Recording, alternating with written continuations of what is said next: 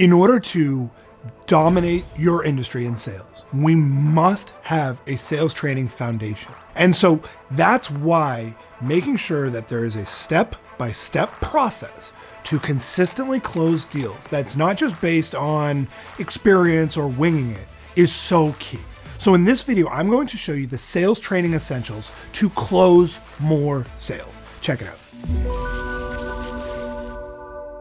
Number one, you must have a process. Now, I find myself saying this all the time, yet I see so many salespeople and small business owners who have to sell using no process.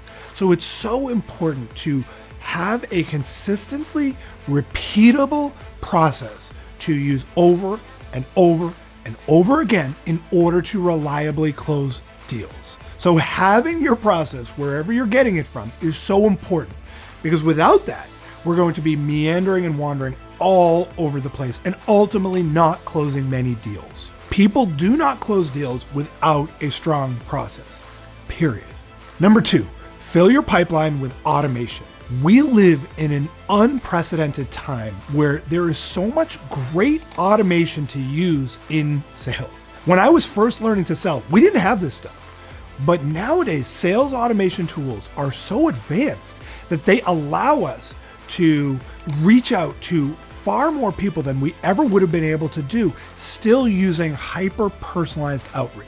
So that doesn't mean to use a spray and pray approach. Instead, we want to use a personalized outreach process that leverages automation to make sure that we're consistently filling our pipeline. So use sales automation, and that means having a system to send emails, to use outreach on LinkedIn. Leverage the automation tools, but do it in a way that is personalized. Number three, target only your IPP. Now, your IPP stands for your ideal prospect profile. And so we must only target people that are our ideal prospect.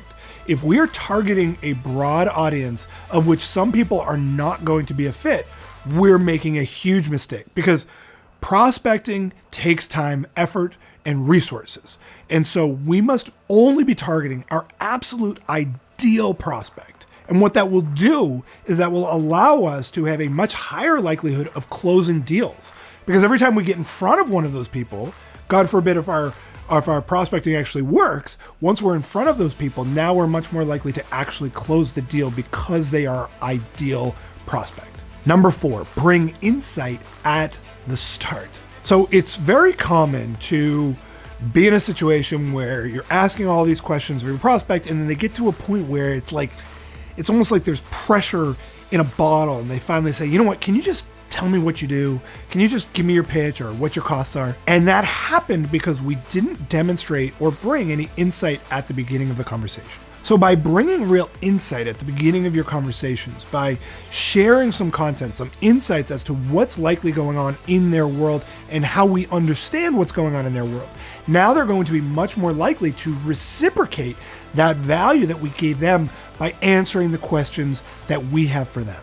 So always bringing that insight at the beginning of the conversation is going to make your life much easier later on down the road. Number five, pitching is for losers. Now, this may sound harsh, but it's also very true. Do not pitch your prospects. They don't need your pitch. Now, most salespeople do have a pitch. And what's crazy is that it doesn't work. And so there's an entire subsection of salespeople who are using an approach that is outdated and simply doesn't work anymore. And as a result, they're losing. So drop that pitch and instead focus on your prospects, on understanding what's going on in their world, as opposed to just pitching your product, your offering, or your service. Number six, know their challenges. So by knowing their challenges, we demonstrate true mastery of what's going on in their world. And the way we learn about their challenges is by A, bringing some insight up front, but B, by really asking targeted questions that are going to demonstrate that we know what's going on. Think of it like a doctor. If you just go to the doctor's office and you say, hey doc, I have a pain in my elbow, and the doctor immediately just pitches you on surgery, you're like, whoa. I don't know if surgery makes sense. But a good doctor would instead want to really understand what's going on. Ask questions. How have you been using it? Where is it hurting? What's going on? What have you done so far to try to fix the pain, right? Understanding on a deep level what's going on, that's going to get the prospect to see that there's real value here. So the way we learn about their challenges is simply by having a consistent set of repeatable questions to dig deeply into those challenges. Number 7, solve only those challenges. So one of the biggest mistakes that I see a lot of salespeople and business owners making is that when it comes time to presentation, they give the entire presentation. It's like they have to present every facet of their offering. And the reality is your prospects don't need everything you do. What they need is the stuff that is relevant to their challenges. So only present the stuff that is relevant to solving their challenges, period. Because when you have basically demonstrated that you can solve their challenges, and then you finally decide that, you know what, I'm gonna share that one other thing that's not relevant to what they share, but I think they're gonna like it anyways, what you're going to find is the prospect actually says, well, actually, we don't really need that. And now you're just instilling doubt into their decision-making process. Only focus on the challenges that they have mentioned.